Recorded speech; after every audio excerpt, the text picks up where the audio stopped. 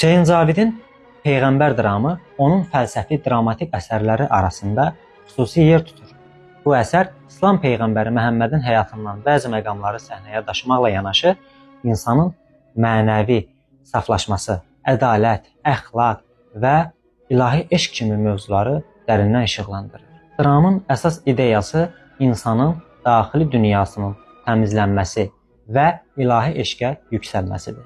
Hüseyn Cavid Məhəmməd Peyğəmbərin haqqa çağırışını, Məkkə müşriklərinin ona qarşı çıxışını və insanların zülm və nadanlıqdan qurtulması üçün apardıqları mübarizəni canlı təsvir edir.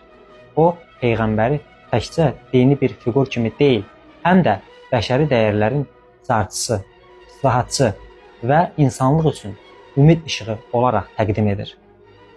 Bu əsərdə Cavidin romantik və idealist üslubu öz əksini tapır.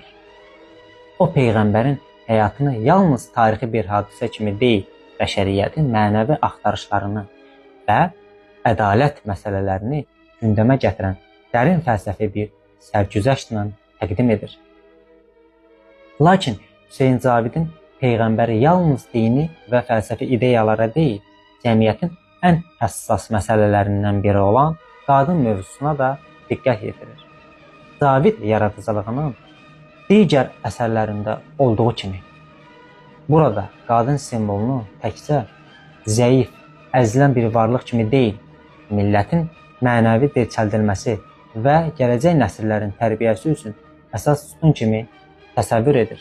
Qadın, ey sevgili həmşirə, oyan, ana, ey nazlı qadın, qalx, uyuyan, daima möftlə həm duş oluyor, züllü möhnətlə həmaquş oluyor.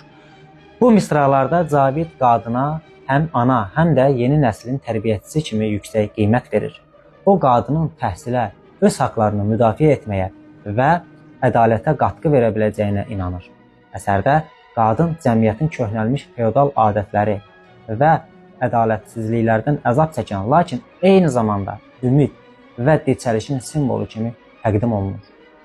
Əsərin fəlsəfi yanaşması insanın daxili dünyası ilə cəmiyyət arasında bir körpü yaradır.